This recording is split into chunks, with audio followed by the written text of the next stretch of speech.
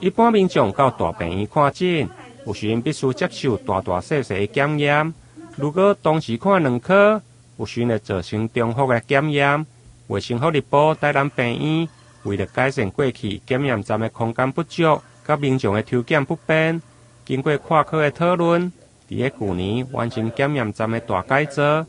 不但引进自动的报道机，而且更会进行智能的分流，甚至整合2位医生开的检验单进行夹单，甚至夹讲，减少民众的不便。我们的实验室呢是86年建制的，所以比较传统古色古香的一个部分，那就是实验室比较老旧，之后硬体设备不足，之后资讯呢未做全部的一个整合。那病人来这边抽血的时候会抱怨呢，他抽血量比较多，之后呢等候的一个时间会比较久。那有一些会重复的一个开立的项目呢，会请病人呢下次再来，会造成他们的一个抱怨等等。所以呢，我们就引进了这个自动叫号备管系统跟自动备管机，之后我们的一个传输轨道，之后到我们的一个分类机的一个部分，我们要解决所有之前病人的一个所提到的所有的一些问题哈，那减少病人的一个